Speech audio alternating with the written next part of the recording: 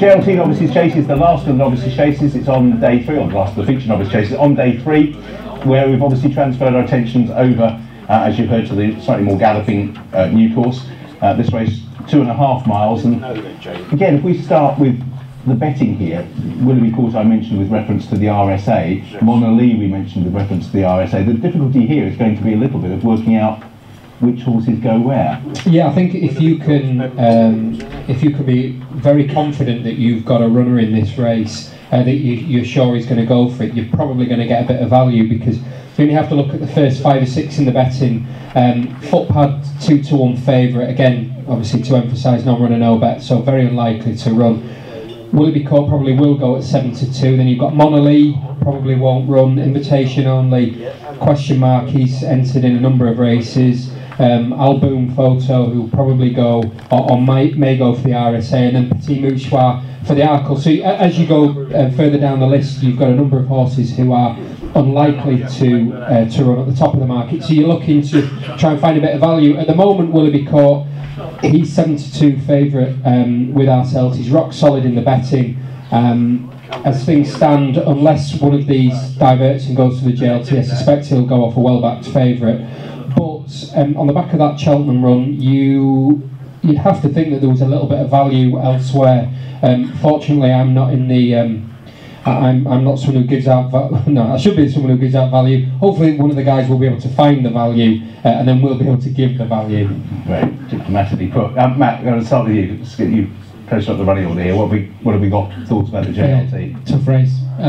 Tough race when you're looking at what he's going to run and isn't going to run. I think invitation only is going to be my first port of call. He is in the Arkle, the JLT, the RSA, the 4 miler, but if you read between the lines, I think this is going to be his race, and it's been a bit of a Mullins benefit, this race. He's won 4 of the last 6. He's actually won the last 3 renewals of the JLT, all of which have been owned by the Hoiles, and this is your horse, invitation only.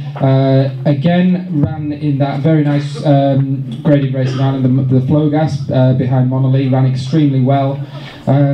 He fell first time out of the fences, so I wonder if they've been just sort of slowly building up his confidence. He did win a couple of times after that, and he looks like he's really getting there in terms of his education, and I could see him being one of these horses with Ruby Walsh on for the first time and just pinging away and really giving Weatherbys Cheltenham a hell of a race. If I was Weatherbys Cheltenham, I would probably, I know Ben Pauling is quite a fan of just leaving his horses be. I know he had a very quiet spell. Horses were under a cloud a little bit, and I'm not surprised he hung fire with Weatherbys Cheltenham, but I would maybe like to have seen him had a run between getting beat by Yanworth and coming here, and if there are any chinks in his armour, I'd quite like to be with invitation only. Okay. Generally, Harry, you've been a little bit negative about the novices. Is there any reason we should be any different to this division? Because this is the sort of division where you end up, isn't it? You don't go to the 2, you don't go to the 3. This is still a little bit of a race where you try to find an easy opportunity. Yeah, I mean, I think the English novices just generally just weak this year. I don't really have a lot of opinion on this race. To be honest, Weatherbys Cheltenham, he's obviously the best of the British. Benatar. Whether he's up to this grade, I wouldn't really know, but I don't know what will win this, to be honest. Okay, that's just a very quick line from a very brief line from the Tizard Yard. Finian's Oscar, he goes here and he'll actually be wearing blinkers.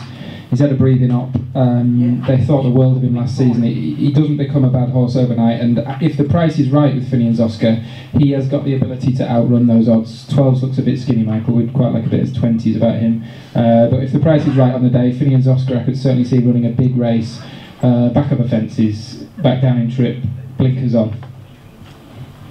We work for the same company. You did work. Come on, you can do us a boost.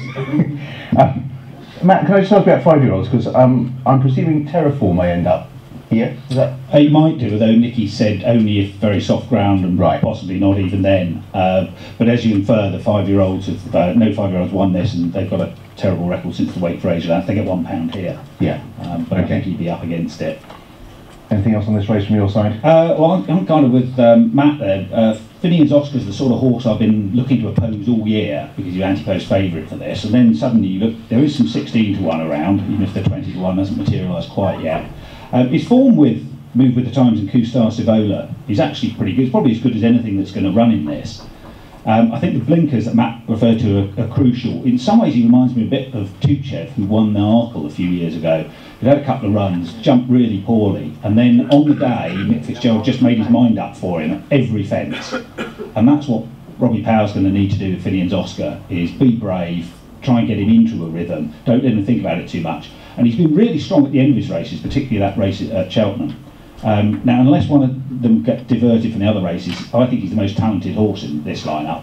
So if you want to run for your money, he's not for you. But if you're a serious punter and wanting to make a profit, 16 to 1, he's much more likely to win from that, and he's going to run. Just back to the non-runner, no bet. Footpad's 6 to 1, non-runner, no bet. Now, what price is he if he lines up here? Something close to even money. Willie's not averse to ducking a challenge. I think he will run in the Arkle, but the Arkle looks red hot. He could look at this and see it totally cutting up and end up here. And Monolese also 6 to 1, non-runner, no bet. And with how keen he's been, he's a more likely switcher. And he won't be as short as Footpad, but he'll be a heck of a lot shorter than that. So if you don't mind lending your money to bookmakers for 3 weeks, you'd end up with a couple of very good bets if either of those turned up. Okay, let's look at the JLT. The Ryanair is now the feature race on the day, off the back of the new signing of the contract. Obviously it's the JLT equivalent for the older horses, if you see what I mean, in terms of the middle distance one.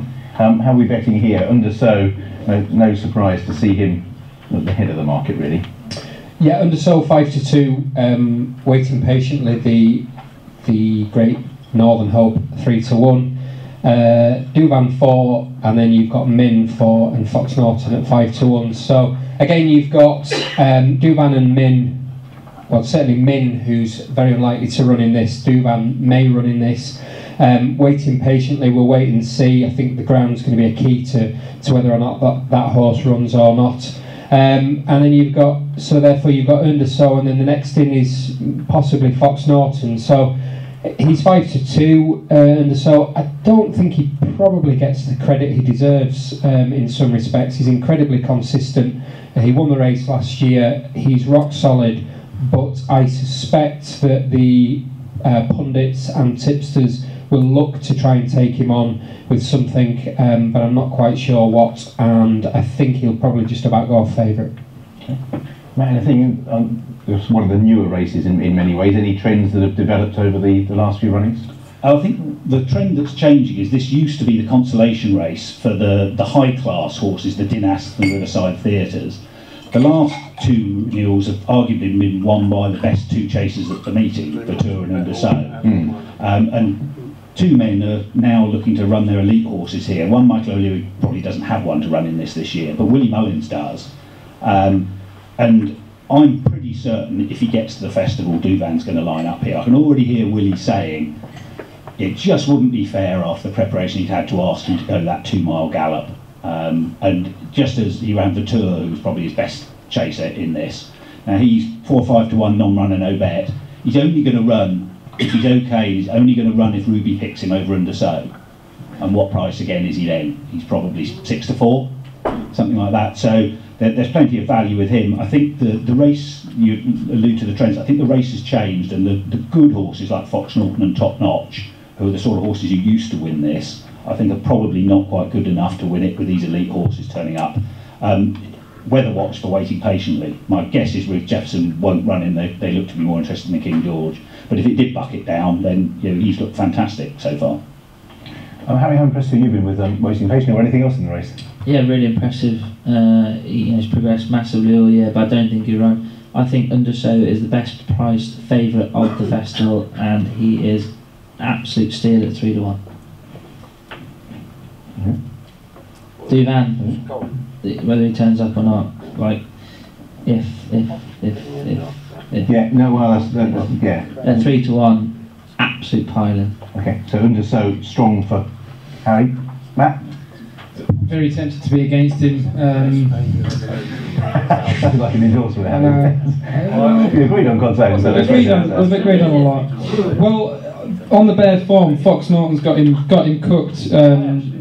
He's looked a real sort of perfect horse for this race in my book. He's not quite quick enough for 2 miles, but he's well, I mean, he came close to winning the Tingle Creek, he came close to winning the Champion Chase. He actually beat Sub-Lieutenant further in the Melling in last spring, 6 lengths further than Undersow did in last year's Ryanair. Sub-Lieutenant was a length and a half second, and I don't think last year's Ryanair was much cop at all. This looks a much better race. I'm not entirely sure. What was second favourite at Ascot? It was Brain Power, I think, wasn't it? The novice. He's just a horse that I'm keen to take on. It's cost me a packet over the years, but I'm really keen to take him on. Fox Norton was the one coming into this week. Having visited Colin Tizard's, I'd hang fire with those bets. There was no serious issue raised, but he said that he missed an intended target in the game spirit due to a puss in a foot. Now, he said that's fully cleared up, but there was no sign of it at the yard, and he just sort of brushed it off, saying he'd lost a shoe and he was with the vet, and another member of staff said he was with the farrier or something. It was just something about Fox Norton that I thought 3 weeks before he's not running. How? No, I don't. Okay, sorry, I thought that's what you're saying. Yeah, well, there was just something about that situation where I thought, hang fire, I was going to have a good bet on Fox Norton, and now I'm not. I'll just give a shout to Cloudy Dream, actually, who I think could actually run a massive race. The Jeffersons have got waiting patiently, obviously, but Cloudy Dream, he was incorrectly entered in a 3-mile handicap at Cheltenham at the start of the season. A bit of a glitch, unfortunately, but they seem to have persisted with him at 3 miles, which seems like madness to me, and I think dropping back in distance is going to really suit him. I'd love to see him with a hood or a pair of cheek pieces or something, because I think he's really consistent. I could see him just sort of arriving there on the steel, 2 out, and having a good go at this race. Cloudy Dream at a price. Fox Norton, hold your bets, but lay under. Ooh. That's good. Pick that one back up after the race. The other feature race on day 3 is the Sunbet Stayers Hurdle. And we've already had a few horses that have yo-yoed in the market here. A couple of Billions Oscar, for example, was 50 to 1, then as short as 10s, and back now going for a completely different race. Yanworth is the horse that has been the new arrival in this particular contest, only now entered for this race, so as a result this is certainly where he's going to go. And Super Sunday, who of course took the scalp of Faheen, they're equally adamant that they're not going to drop back in trip or anything like that, and he would turn up here as well. Yeah, I mean, as a betting market, it was going nowhere maybe a month ago.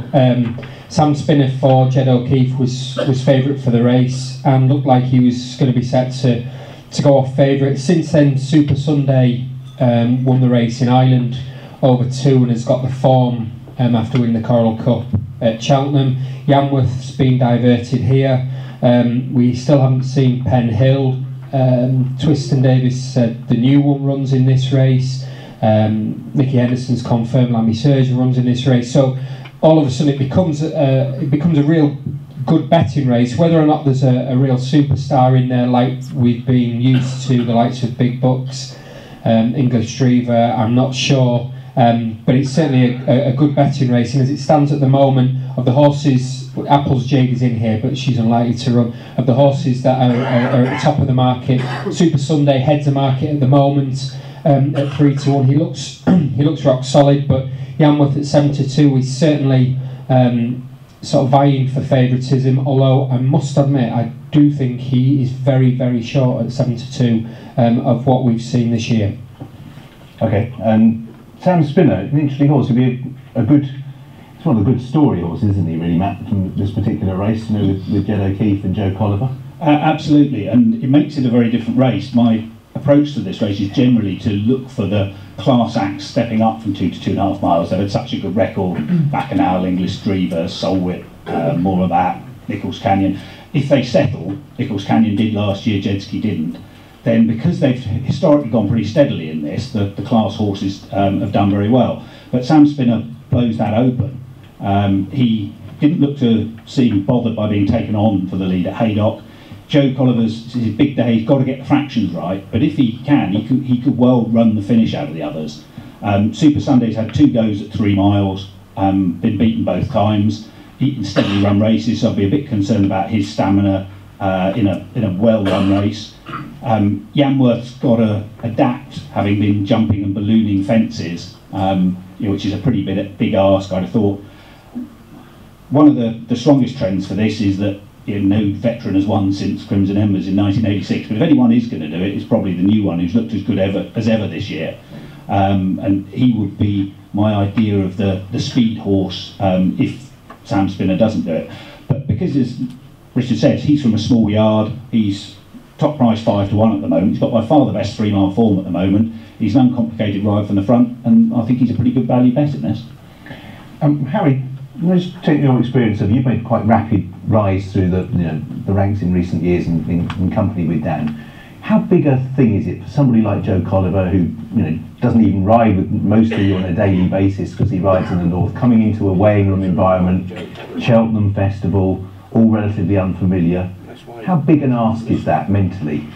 Yeah, it's a good point. I mean, massive. There's no hiding the matter that going into Cheltenham on the Wednesday or Thursday, it's going to be the biggest day of his career, and he's on a very, very good horse, and a horse he can believe in, a horse that he knows well, and he's got to go out there and ride him like he has done in all his other races. The only thing is having forceful tactics at Cheltenham over 3 miles. He's setting it up for a closer. That'd be my only worry. And over 3 miles, and we're back now on the old course, which is the new course. We're on the new course now, so it's a hell of a long way from turning in on the hurdles track. Yeah, it's one good thing for the new one because only 2 hurdles in the last bit, but it's a lot stiffer, so he's got that either way. So, but yeah, I mean, it's going to be a big day for him, but going out hard from the front is going to be even harder. But he has been a horse who's progressed all year, and he's very impressive at Ascot, and they look like coming to challenge him, but they couldn't. I think this is a wide open race actually. I think it'll be a really good race at the festival, and I'm not sure what the winner will be, but I think it's turning into a very competitive race, obviously, because some are maybe just not wanting to take on Bouvardere, but Yanworth, I'm sure he'll get the trip, but obviously his preparation hasn't exactly gone to plan, so I don't really know what will win. The feeling was Le Bagois would end up here rather than... Yeah, Le Bagois, she's an interesting one. She's obviously going to get the mare's allowance, £7, better ground, should help her. Her jumping's improved, which it needed to. She definitely wouldn't be without a chance, but she'll have to step up again. So, I mean, the only thing is Super Sunday is trained by a very, very good lady. He won over 2 miles the last time, beat Faheen, and stepping up to 3 miles, there could just be a lot of improvement in him. So maybe he might be the winner, Super Sunday. Matt, anything to add to any of those? There's just a lot of horses with odd preparations, isn't there, other than Sam Spinner, and you don't really know what to expect from any of them. Certainly Penhill, who has the talent to win this, but I'm not parting with my cash with him just yet. Yanworth was favourite for the champion hurdle last season, and if he turns up on a going day, he might just have the class to beat this lot. The World's End is running out of excuses a little bit, but at 20 to 1 he's sort of caught my eye. They've thought the world of him for a while now, and at a massive price you could throw a couple of shillings each way, but yeah, probably Yanworth for me. Okay, actually that links me on with the World's End. Why didn't they try and qualify for the Bettrends? It's really odd because he's got a reasonable handicap mark there, but he never ran to get any of the qualifiers. Because they thought he was better. Yeah, well, I think it is, but I think if you fall back and try and qualify with your mark, I take the point. So the other races on that day are Bettrends, Mayor's Hurdle, Brown Advisory Plate, which as I said, that's the 2.5 miler that used to be the Mildmay Fleet, and Football Win, and Kim Muir, which is the amateur riders 3 miles and a furlong race. Anyone got anything? Yeah, the 2.5 Brown Advisory, I think we'll run a horse here called Old Grange Wood. He has progressed up the ranks, really, really well, and has kept on improving. He won at Newbury back in December. The only thing he's taking on now is an undulating track, which we've never sort of have asked him to do. But he's really going the right way, and on better ground he could run a big race. So I think he'll run. And the Per Temps, I think we've hold a couple of entries, but they probably wouldn't have much of a chance, and they have to get in. Yeah, that's obviously the hard part. I mean, you've got the first 6 qualifying for all of the things. I must admit, I've had a bet in that race already, which is already looking pear-shaped, which is Prime Venture, because Fred Evans at the moment can't get out their own way. But I thought he ran very well in the qualifier at Warwick. Prime Venture was ridden by Evans' daughter and wasn't knocked about at all, and then ran in that very messy handicap at Sandown, which was very, very messy in every sense of the word, because they all came back absolutely covered in mud. They went no pace at all, and then that big thing of Paul's one, and it wasn't knocked around at all either that day. So I'd mention Prime Venture for the Pertemps personally. Anything you've got?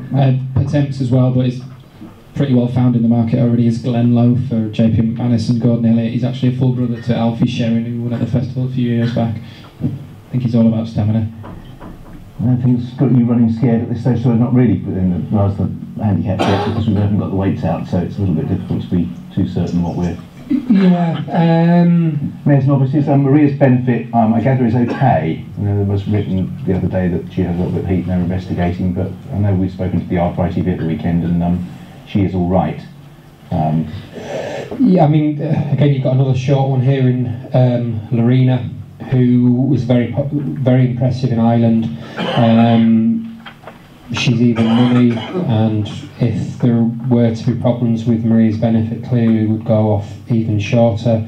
In the race, you've got, again, it's a messy betting race. Apple Shakira probably won't run. Salsaretta, who's been well talked up, we still haven't seen her, and looks like time's probably running out for her. And then you've got Stormy Island, again, another one who probably won't run in this race. So Lorena looks, on what I would say probably looks the hardest of the 4 days for punters, Lorena is clearly the banker at around about even money.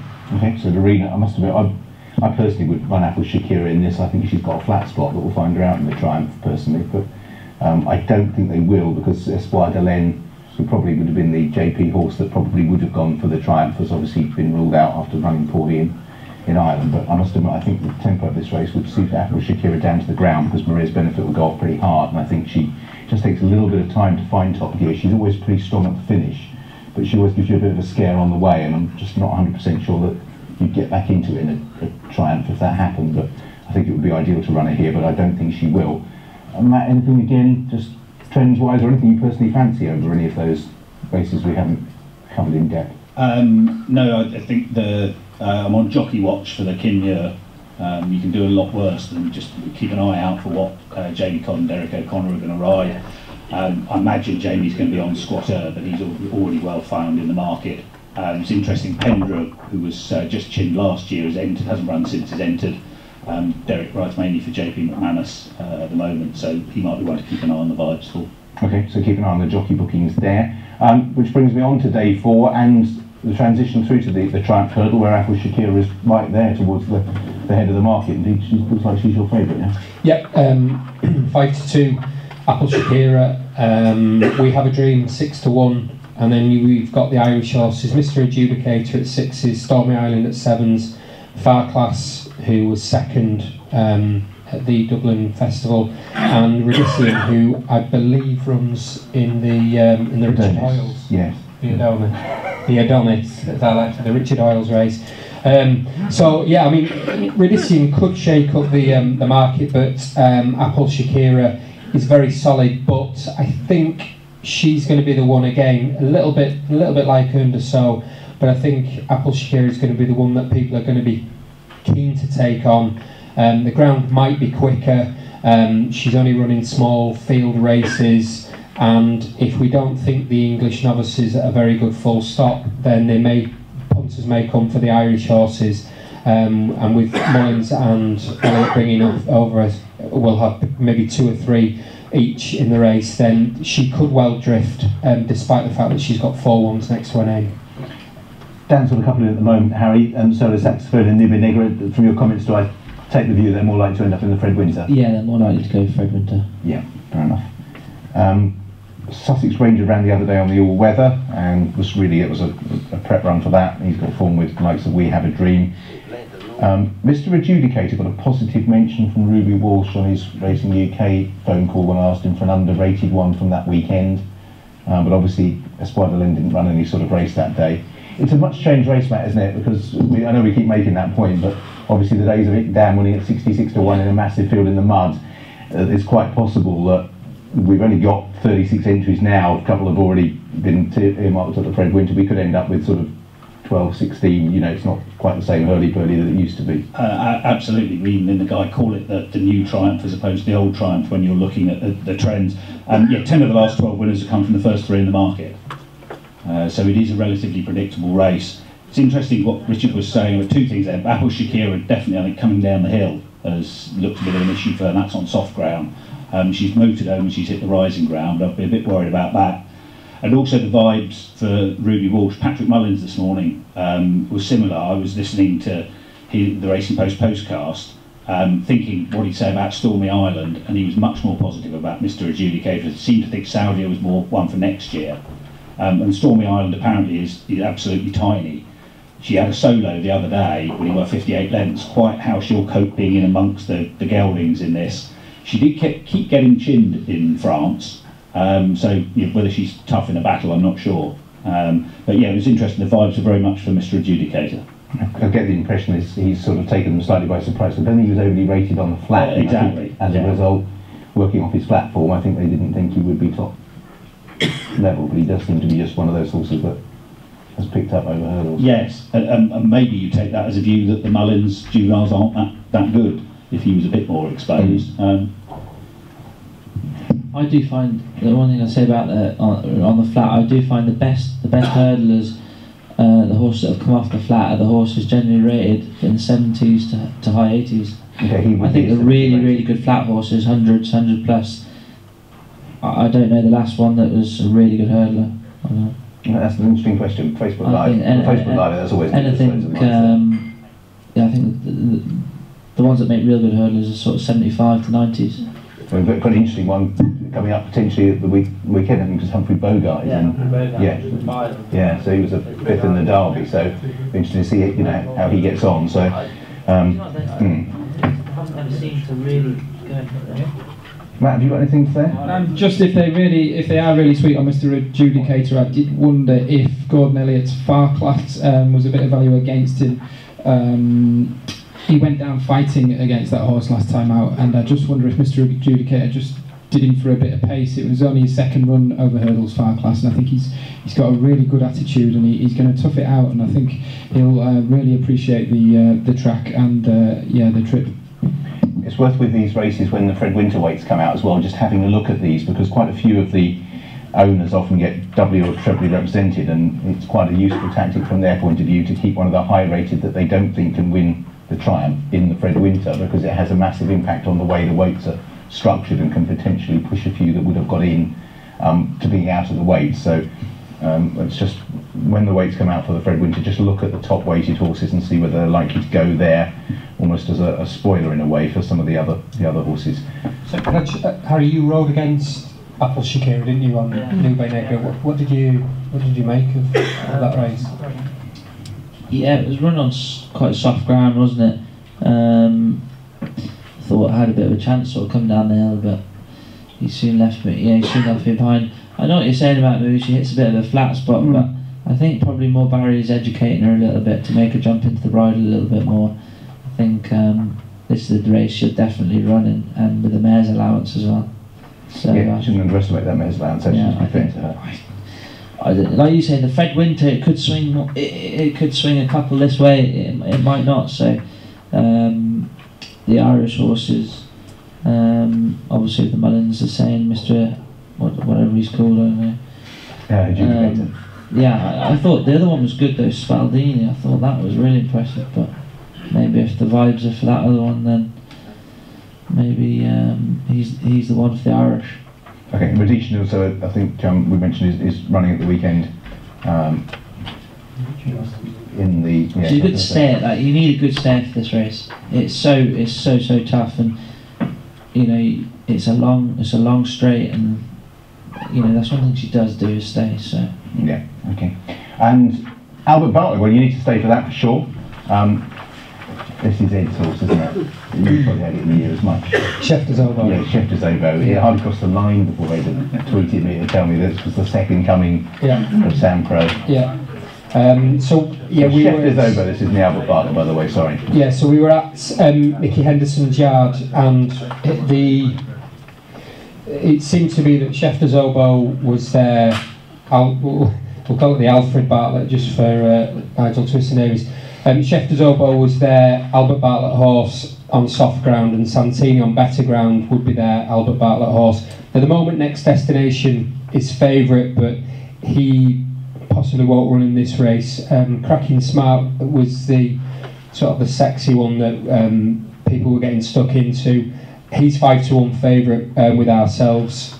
Schefter's Oboe at 6s, Santini at 7s. So again, this one's quite wide open, and of all the sort of championship conditions races, this is probably the most wide open of them all. At the moment, as I say, Next Destination head to market. Whether he goes here or not, I don't know. And Cracking Smart at 5-1. So effectively, it's 5-1 a field. Okay, Schefter's Oboe. The main question might be how deep the ground needs to be. Matt, have you got anything for Albert here? Yeah, I don't think Schefter's Oboe is the best in the yard, to be honest, for this race. I'm mad keen on Santini. For one, he slammed Schefter's Oboe by 6 lengths or more at Newbury earlier in the season. He was dead impressive when getting up late in that. Again, the trial that we mentioned earlier that throws up winners year after year after year. He's unbeaten. He's rated 150. He's 7-1 now. I don't know if there's much money around for the Irish horses come the day, but I could see Santini just gradually working his way to the top of the betting, and I'd back him at anything down to 3-7-2. Okay, amongst the staying division, anything? Yeah, this is a race where the English look to have a bit more of a stronger hand. Schefter's Oboe, like they were saying, on soft ground, definitely he looked a proper stayer. Santini's been impressive. Will probably might run a horse called Robin Waters here. There was only 6 lengths behind Santini and 4 lengths behind Schefter's Oboe on his first start at Newbury. He then went and ran at Ascot in a good novice hurdle, and then bolted up in a lesser race up at Weatherby. He's a big price, I think. He could, he could outrun his odds, but of the English, Santini, he's going the right way, isn't he? Is this the race the Irish are most vulnerable, Matt? Yeah, I think so. It's been a race for tough, grizzled stayers, often very experienced. 6 of them, including 3 of the last 5, were in at least their second season over hurdles. I really like Santini. Nicky's clearly very sweet on him for the RSA next year, but no horse has won this off 2 hurdles runs. And he didn't run in a bumper either, he's just won the point, so I'd be just a bit concerned about whether he'd be experienced enough. The one I like ties in with the form we were discussing earlier with On the Blind Side, Poetic Rhythm, who's a second season hurdler. He's come out the best horse on all 3 of his runs this season, won the Persian War, won a pretty ordinary renewal of the Challow. But in that hide where he got beaten by On the Blind Side, he was giving him £5, and he took on Calip Mad too early, and they rather got softened up, and On the Blind Side nabbed them, almost on the blind side coming across the course. He looks like he'll improve a lot for a step up to 3 miles and decent ground. Quite a few of the winners of this, like Verywood, Bobsworth, Wichita Lineman, were stepping up from 2.5, and I've been doing my best to shorten him up. He's still about 16-1, and this is a race where you want a price. The last 4 winners have gone off double-figure prices. You often get something close to or a full field of 20. So it's not something to be steaming in at a short price, I don't think. And there are quite a few. Ennis Coffee Oscar is another one with decent form. You want something at that sort of price, I think. And is that partly, Harry, because you get the 3 milers, you run them during the course of the season, but they're rarely run at sort of end-to-end gallops. Yeah, this time, I think that's a good tip actually. Poetic Rhythm. I sit next to Paddy Brennan every day, and he's got a handful of eyes, and he said probably one of his best chances is Poetic Rhythm. So at the prices, he could have a good each-way chance. But yeah, again, this is a hard race. No let up, 3 miles. It's tough for novices. Some mentally aren't ready to take this on board.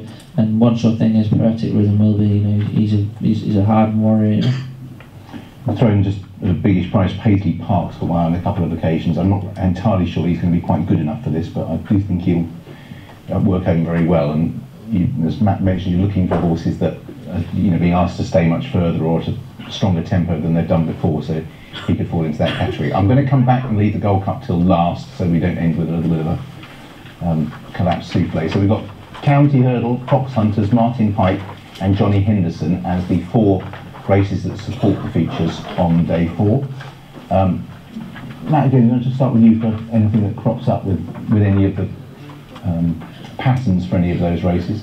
Well, the one handicap at the meeting where previous renewals of the race are a really good guide is the Grand Annual. It's particularly surprising. It's a very specialist Division 2 miles, and it's about the only race where you get 20 odd runners during the season. So looking out for horses who've either run well in that before or who have been heavily backed because of the mayhem in the race. You've had a lot of horses go off big prices and winning it having been fancied the year before. This is why I hate makers blogs sponsored by trainers. Thane Vale was 33 to 1 a few weeks ago, and I managed to get a few quid down and not very much. Nicky Henderson has said to everyone who's asked that Thane Vale's been laid out for his dad's race, and so he is favourite now. But I do think he has got very strong claims in this. Nicky's got him back down from 148 to 141, his mark from last year, and you can be absolutely sure he's primed for this. Yeah, Ordinary World in that list also looked as if he was a possible the other day, didn't he? He ran well behind Min, didn't he? He did, yeah. Until he clouted the last fence. It'd been fascinating to know how close he'd have got to him. But yeah, he's another definite one to have on the short list. The point about that Min race being that they went very hard up front and Min sort of was able to get a good position, and the others had to do quite a bit of running to get to Min, who just got a breather in as the pace collapsed and then ran away from them. But I thought the group that came from the back had to do their running to get into a challenging position, if you like, and I thought he did pretty well to do that Ordinary World, actually. Absolutely, and in that Grand Annual they go so quickly, the hold-up horses often come through and do very well in that, so he might be well prepped for it. And as always, what mark he gets, of course. And Gordon Elliott's always worth mentioning with regards to the Martin Pipe. It is a race that he really likes to try and win. Anything else? Yeah, well, we're going to have to pore over the sort of handicap entries tomorrow, having not had much time to look at them today, and the weights aren't out till next week, so there's certainly lots to look forward to in terms of the Irish marks, what marks they get over here from the BHA. What mark we do know is Charlie Parks. I think he was a really interesting runner for me in the County Hurdle. The juveniles from the previous season do tend to struggle a little bit, but if you go back to last year, he was actually the one that enforced Barry Geraghty's absence from the festival. He broke a few ribs when falling in the Adonis last season. He was thought very highly of, Charlie Parks, and always has been, I think. But he's just gradually sort of picked up more experience this season. I don't think Nicky Henderson's rushed him, and I think it's probably been all about the spring for him. He ran pretty well in the Betfair Hurdle. He drifted right out on the day on account of the soft ground to about 33 to 1, but he travelled much better. He just shaped so much better than he had in his previous races earlier this season.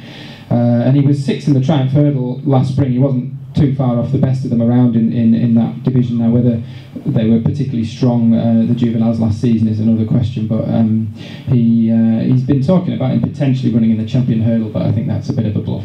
Okay. Harry, anything you've got particularly sort of county-wise? Yeah, the County Hurdle, I think we hold a few entries. Mahyed will run, and he was 4th in the race last year on his 4th start, beaten 4 lengths. I was very happy with him on his last run, actually, in the Christmas Hurdle. He ran really well. He's been left off fresh. We've had this race sort of mapped out for him for a long time, and if a bit of spring ground comes, I think he'll run a really good race.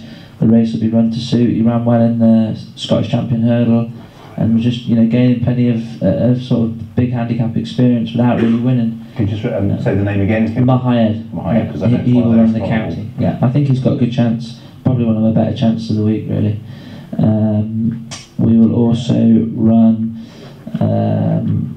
in the conditional jockeys race. Spirit of the Games holds an entry, who's actually had some really good handicap form. 2nd in the Lanzarote, 3rd behind Kalashnikov in the Betfair, and he's just, again, he's a horse who did well as a novice, and I think those, sort of, it's a bit unfortunate when you go and finish 2nd and 3rd in big handicaps and go up the weights a little bit, but actually I think those races are sort of standing in good stead for what's coming. Be a bit more battle hardened now, and the spring ground will help him. He'll run well in the conditional jockeys race. Knight of Dubai might take his chance also. I didn't give him a very good ride at Warwick. I thought it would have been a good second to Mr. Whipped on background, and then he got beat the other day at Market Raising, but I think he'd be better off going left-handed. He will take his chance, and we hold a couple of entries in the Grand Annual, but I think that's Born Survivor, North Hill, Harvey, so they probably might go elsewhere. But my head, I wouldn't put anyone off backing him. Okay, we're going to take a best bet from all of the panel before the end as well.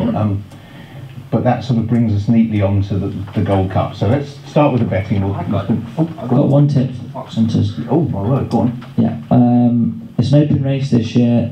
They're going, I think the Irish are, I can't remember the name of the horse. Someone might be able to tell me. It's his favourite. Pardon? Burning Ambition. Burning Ambition, yeah. That's what they keep raving on about in Ireland. But I think it's an open race this year. Pasha de Polder ran well yesterday up at Doncaster. He will run well again, and Volney de Tai will also have a good chance. Okay, good. Thanks. Nice to make sure we at least touch on the Fox Hunter. Yeah, do we know what the riding plans for Pasha de Polder are? It's going to be Harriet Tucker. Harriet Tucker. Yeah. Which is actually an interesting one now, because they said that you're meant to only have a Category B licence to ride in the race, which she doesn't have, but Oh, okay. the powers that be have said that she can ride in it, so there we go. Oh, okay. Yeah, it's always been the intention for her to ride from a long way out. So Yeah, quite surprised the rules that changed, didn't they? So Right. as Harry said, but clearly someone else. That was the rules, that apparently now you're only meant to have a Category B, so I don't know. For some, anyway, she's riding it apparently, so, Right. and she rode him yesterday and she did nothing wrong, but he doesn't stay. He won the race last year, so that's not too bad. He needed the run big time yesterday. He was out turning in. He was outpaced, and I'd say he blew up 3 times up the straight and was finished strongly at the line. yeah. So dropping him out off the pace, he could run well. I'm not saying he's going to win, but I'd fancy Volney de Tai more than him. Okay, so Has Volney. Volney de Tai qualified yet, Harry? Yes, he is. Yeah. Right. He's won 2 points and absolutely bolted up twice. And I think it's interesting, the horse like him. These hunter chasers actually lose their way a little bit, but he actually never lost his way that much.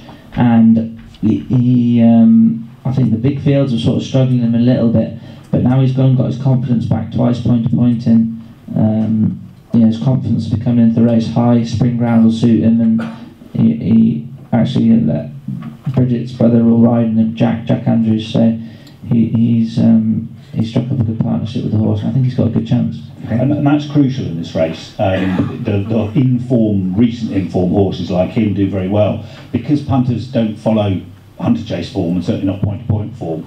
The horses that tend to get over bet are the horses who were good handicappers 2 or 3 years ago, are clearly on the downgrade. So it's well worth looking at Racing Post ratings or time form ratings for what they've done this season. And the horses that have shown good form this season are often under bet and good value, and Volney de Tai might be one of those. Okay. Right, we're going to close then with the Timoko Cheltenham Gold Cup. A very open year, I think it's fair to say. Mike Bike probably deserves to be at the head of the market, but obviously he has his foibles, as he showed in the closing stages of the RSA last year. Native River has added a bit of spice by coming back to form. Sizing John, by contrast, went the other way with his run. So give us a full rundown of the prices here for the top 10 or so. Yeah, again the market was fairly quiet up until Native River and our Duke winning over the last couple of weeks. But Mike Bite heads market 3-1. Got Native River at 11-2, Sizing John 6s, our Duke 8, Kilotovic 10, Road to Respect 10, Total Recall 14, Definitely Red 16, and then it's 20-1 bar those, including Manila Rocco. So I guess depending on how results go for the previous 3.5 days is going to pretty much dictate what price Mike Bite goes off. But particularly in the build-up on the Friday, if the favourites start winning, then you'd be fairly certain that Mike Bite will shorten up in the betting. If there's a few sort of bookmaker-friendly results, the bookies will puff the chests out. Obviously, you've got to remember that the fellas on track, they won't have any anti-post liability, so they'll be happy enough to lay the sort of 3-7-2 Mike Bite and think they've got half a chance of getting him beaten. So Yeah, he's 3-1. Native River came in on the back of the win at Newbury, 11-2, and our Duke was the other one. I think some were more impressed. Some bookies were more impressed than others. We sort of took a sort of middling ground. We're 8-1. Him and Will with Jockey bookings clear on that now. Yeah, it'll be interesting to see, because there's normally a horse that is steamed into in the Gold Cup. Something's normally backed at a much bigger price that comes in. It might be something like Total Recall, who obviously has won big handicaps. He was thrown in over hurdles, but he might be one that punters steam into. I guess I'm just looking here. Is it? I don't know. Is it obvious what horse Ruby Walsh will ride in this? No, I don't think it is it? So I guess that will have a big bearing on which, if it's one of whatever Ruby chooses, I'm sure will shorten up in the betting. Yeah, okay. Historically, he's tended to stick with Jack Adams most of the time, hasn't he? Even though it's not been the shortest of them, is that right? Yeah, but Jack Adams 33-1 now, and Kiloltovic's 10-1. So, but it's a big ask to come and win a Gold Cup off a fall. Last time Kiloltovic did. Now, some very good stats here, aren't there, related to the Gold Cup? It's one of the strongest stats. So have the floor for a couple of minutes and explain a few of them. Yeah, so there are some negative stats to start with. You can do a fair bit by elimination. So possibly the best known stat in the guide, I think, is that the horses beaten on their first Gold Cup run, when they come back this century, are 0 from 66. So if you are looking at the Native Rivers and the Manila Roccos, that's a very strong stat against them. In the last 20 renewals, all 79 horses that have run on officially heavy ground that season have been beaten. So definitely Red's had 2 pretty hard races so far on heavy ground, and it'd be a heck of a training performance if you can prep in for this. Horses that are veterans are 0 from 67 this century.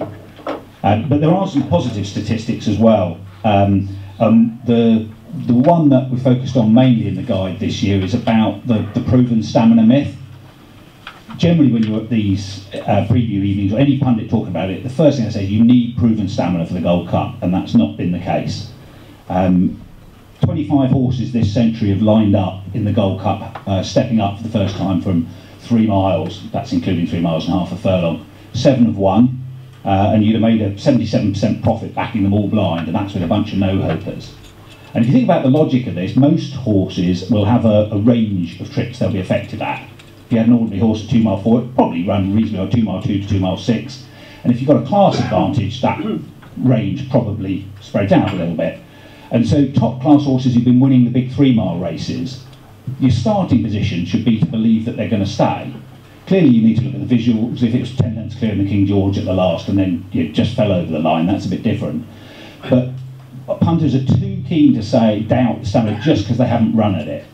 And I think that most of these horses that have got good form at 3 miles, particularly when they've shown better form stepping up, Coneygree, Long Run, Kicking King had all shown by far the best form when they stepped up to 3 miles. Your starting point should be that 3 1/4 might even improve them. So that's often a good way in for horses like Road to Respect. Might Bite's run at 3 miles 1. A lot of people will be discussing their stamina. And I think on good ground, I think that will be overplayed. I think Might Bite's really good value. If you have 15 of the 17 winners this century have gone off from the front 3 in the market. There's plenty of juice. If you backed every horse that's shorter than 3-1, you'd have made a 40% profit. Because it's the Gold Cup, people tend to think it's more competitive than it actually is, but there's often a lot of juice at the front of the market. Obviously he went walkabout in the RSA last year. One point to mention about that is the new course is very different. On the old course where the RSA is run, after the last, the rail disappears quickly and there's a big expanse of grass to your right, and that's where he went sideways. On the new course there's a hurdle further up with a rail, and it's quite a bit narrower generally, which might make it easier for Nico to keep him straight. But last year a lot of punters, including me, made the mistake of looking at all his quirks and finding a reason to oppose him when he was about the same sort of price for the RSA, even though he was much the most talented horse in the race. And if you look back through RSAs, other than Denman and maybe the Looks Like Trouble Nick Dundee renewal, can you think of a horse who looked as good, as talented as Might Bite in the RSA? Because I can't. And I think, yes, it's a white knuckle ride if you back him, But the front of the market does very well in the Gold Cup, and I'm convinced he's just better than these. And I think at around 4-1, he's a good bet. Whether you back him now is a question mark. Last year they were betting to 95% in the morning of the race. As Michael says, it would depend what happened earlier in the week. But you might find bookmakers, if they've had some results, are prepared to push him out even further. But yeah, I'm convinced he's better than these, and I think 4-1's a good bet. Okay, so Might Bite is the one that fulfills all of those stats, doesn't he? First go, up from 3 miles. And pretty much all of you look at heavy ground run either. Exactly, that knocks out definitely Red. Sizing John had a brutally hard spring last year, so you worried about him. Native River was beaten in it last time. Our Duke's never run at Cheltenham. That's a big negative stat. Only Coney Greaves done that in the modern era, not running at the festival before. So yeah, I mean, he's very much the trend horse. The other one, the danger on the trends would be Road to Respect, who's a good second season chaser on the up. Lacks a bit of wow factor, but you know, he's quite an attractive price. Okay, so those are two based on the trends, and they're quite strong in this. Harry, again, just in terms of how you felt in the races, that you know, Might Bite's the one who comes here, I suppose, with a sort of unblemished record and just the memory of what went on 12 months ago is the only negative, really. Yeah, like he's obviously comes into the race a worthy favourite on everything he's done, and he you know, he's had the perfect preparation, everything's gone well, and he's got the perfect record. But he's just a horse I just can't. As I'm sure there's other people sat in here, I just can't walk. He's very, very talented, and he's got that, you know, like you're saying, he's got that sort of white knuckle ride if you back him. But he's just a horse I just can't warm to him, and I wouldn't mind riding him. I wouldn't mind riding him, but I just think the Gold Cup it gets brutal, you know, and it gets ugly, and is that sort of slightly uneasiness because of his quirkiness, or just because of his jumping? No, his jumping. I wouldn't question that. Just his quirkiness, and I just think when it gets really, really tough, he sort of looks for an out. Okay. You know, he wouldn't. But then I suppose Worcester, when he came to him, then he found more. You know, so it's a difficult one. But I think going 3 mile 2. I would take him. If I could ride one horse in the race, I think it's best to put it like that, I would ride Sizing John. I know it's disappointing the last day and there's some post-race abnormalities or something, but look, and you know, that can happen. I wouldn't read too much into that. I think he loves the spring ground, he's a very solid jumper, he stays really well. I thought Native River could have an each-way chance. Obviously his statistic 0 from 66 means probably can't win. I think it's unbelievable how they've got him back onto the track after. Try again. Hello? No. Oh, it's probably battery. I'll pass that one down. There we go. My comment about the jumping actually was not so much about I think he'd fall Might Bite. It was just that he's not overly efficient at times over his fences. He's very good, but you know what I mean. Yeah. He probably because he's just not concentrating. Do you know what I mean? At times his mind's, you know, elsewhere sometimes. But obviously Native River, I think it's amazing how they've got him back to the track within 12 months of having a tendon injury. That's pretty good going. And then, you know, maybe that's interesting is one which horse Ruby will ride, as to be a bit of value. But if I could ride one horse, I'd ride Sizing John. And tactically, do you see this sort of, you know, Might Bite, Native River, they'll probably have enough confidence after what happened the other day to really fire him? I mean, that is the way that he has ridden, you know, he raced his rest races, staying strongly, trying to, you know, expose the cracks of others. It's not likely to be a steadily run race, isn't it? No, exactly. I think Native River's obviously going to be up on the front end. I think what would be interesting is how many runners do you think there'll be? Well, at the moment we've got 27 that are entered. I mean, obviously there's quite a few that hold the double entries in the 2-5. Q-Card's been said that they'll run. Black Lion, I think they've agreed. Was anything said this morning of Black Lion? Not, yeah. Surely he won't run, will he? No, I think they ran him in the national trial, didn't they? So he'll run the. So you're probably looking at a field maximum 14. 14. So it's a reasonable. Yeah, it's a reasonable number. Yeah, look, the Gold Cup gets brutal. There's absolutely no chance. Maybe brutal is not the right word to use. It gets tough. You know, you got to turn in. That's true, isn't it? You know, they just haven't come back. Exactly. They don't win it more than once. No, it's a very, very hard race. Which maybe that isn't a great statistic either, but I think Sizing John, if you put a line, I can forgive any horse one run, and I think if you put a line through him, if the ground comes right for him, spring ground. You know, at the end of the day, Robbie Power rode our Duke last week to win, and yeah, he won the Gold Cup on him, so he can forgive him his bad run as well. You know, so I think that's maybe something to go by. I just think he's a good horse. I think he stays the trip well, and he's a reliable jumper, and he knows how to battle. Okay. Yeah, of course, Star obviously best mate had won Gold Cups twice, but if you think about it being the pinnacle compared to other sports where your Federers and this sort of thing, you get to the top of the pile, you stay there for a while, the Gold Cup tends to take its toll. When Denman beat Porto Star, probably most people thought Denman had won the battle for supremacy, but it left its mark, and staying chases do, as we found down the years. Let's try and just deal with a couple of form lines then Matt outside Mike Bite, because Mike Bite's form lines are pretty solid. What about the likes of, say, a Total Recall? One of the race guys here asked me about Total Recalls today, and I sort of pulled faces and said, oh, handicap's taken over a well-handicapped horse, but he's on the upgrade. How much could Willie Mullins potentially have improved him? Have we hit the ceiling yet? That's the big one, isn't it? It's clearly quite a lot. He started out the season on a gift of a chase mark, and he's taken advantage of a gift of a hurdle mark last time out. So it is a real leap from that race over hurdles to a Gold Cup. I know he comes into it a bit like Native River last year, and they won at Newbury. It's just a bit too much of a stretch for me on the form.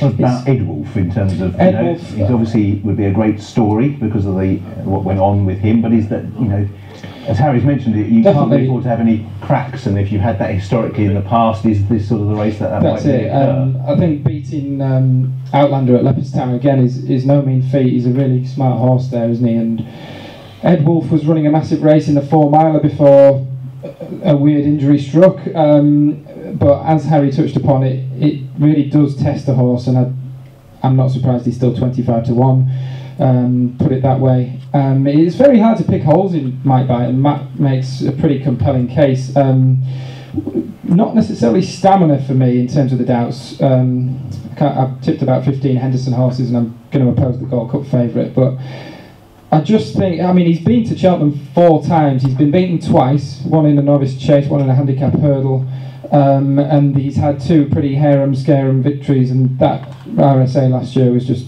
madness. Perhaps the new course is going to help him out, and I'm against him. I just don't want that sort of horse on my side if I'm having a bet on a Gold Cup, and I do think he might be a little bit shorter than 3 to 1 come the day, and I'd probably slightly disagree with Matt as well in that when he says he's clearly the most talented horse in the race. I do think Sizing John is a lethal performer. He's a really, really good horse, this, and which he showed last year. I wonder if he got away with it a little bit last year in that they perhaps didn't go as hard as they have done in certain Gold Cups, and he was able to travel away and use that raw 2 mile speed to get away from them. And I just keep getting drawn back to Minella Rocco. Harry looked over my shoulder and saw the name written there, and he said that he's worked out here this afternoon. He was here at Park John Joe's 4 after racing, yeah. And I think that's him just pulling up now. He fell 4 times down the back. And he's not flashy. If you're willing to excuse a horse 1 bad run, I'm going to excuse him 4 or 5 bad runs. But it was a similar story last year. He comes into this year, 4th pulled up, 4th fell. But he came into last March, 3rd, fell, unseated rider. I mean, it's not unusual for John Joe just to rekindle a horse right bang on at the right time, and it's the only run in his life on officially good ground was actually in last year's Gold Cup, and he ran an absolute stormer, and if they didn't go particularly hard, then that wouldn't have suited him, and he was flying at the finish. I just love Minella Rocco. Something about him, and they'll ride him for a place, but if they can just, I think he's a bit better than that. I really think he's a bit better than that on his day. And if they go hell for leather, he is going to be flying at the finish, and I could see maybe a little boil over him. Minella Rocco staying on best before hopefully going on to win the Grand National as well. Cool, you're brave to get into jump around Adrian. I might believe you. Can't see if I know over. I mean, Harry, your point actually about Minella Rocco being dropped out, a lot of that is because they really want to take pressure off his jumping, don't they? They really only want to fire him at Yeah, he's got a very poor strike rate of being involved in the heat of battle and coming down. But if you can keep him out of that as long as possible, he won the 4 mile, didn't he? Yeah. So yeah, he's beaten 8 of them, hasn't he? A couple of times last year's Gold Cup on the floor. He'll just be. They'll get him jumping first. That'll be the instructions. Make sure because obviously if you miss one early doors, it puts you on the back foot. But I presume will Noel ride? Did Noel ride him? No, Noel rides our Duke. So Aidan Coleman might ride him, really, or Barry, I suppose, if Barry hasn't got another ride. But yeah, I think they'll be getting him jumping first. I know. Well, it is interesting because we talked about the tempo of the race. Remember the year Lord Windermere won. He was right out the back, and you can almost end up in the right place by default if you like with a horse that misses a couple of fences early on. And they certainly won't mind him put pressure on his jumping, and the tempo is solid enough throughout with good festival form. I must admit, I've never got him right because he falls over too often. But I can sort of see your point. I might be stretching with a national. I think that might be one step too far. But if you're playing up your winnings, it won't really matter, will it? Okay, so I have one selection right across the panel for the Gold Cup, and then we're going to have. You've very kindly given us some charity bets, haven't you? You have. We have. Anyway. Yeah, £100 charity bet for each of the panellists, which will go to the IJ. That's the right answer, Manny. So let's have a Gold Cup selection. First bat, I think you've pretty much nailed what you nailed my colours for the night. Michael? I like our Duke. Okay. I'm also my not fan, but by default really. Manila Rocker. Yeah. Harry? Sergeant John. Sergeant John. Okay, fine. So there's a range of options. We've got time for a few questions. We'll have the charity bets first, I think, and then we've got to give the raffle tickets as well. Charity bets? £50 each way, Mahayed. Oh, okay. It's county, isn't it? Yeah, county hurdle. Mahayed. What sort of price do you want, Harry? We'll just put some pressure on Michael here. Yeah, he's just looking out. He's about to. He's 33 to 1. Is he? Ooh, right. I'll take that. I'll tell you what's 33 to 1. Yeah, I'll take that. Okay. What price can you? What? I think he's 30. I'm sure he's 33. Yeah. Got to find it because it's one of those that's. Name's spelled. He's still going down. Look. I had a quick look. Jesus, he's bigger. When you're on page 7, get back still tonight going down. and make sure his wheels are still on if he's drifted.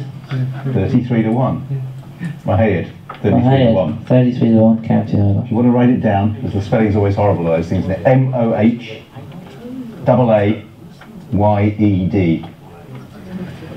Forgive me, Harry, if I hope he doesn't win. Is God's Own still 50 to 1, Shinners? Fantastic, I love this. I'll go God's Own each way in the Queen Mother Champion Chase.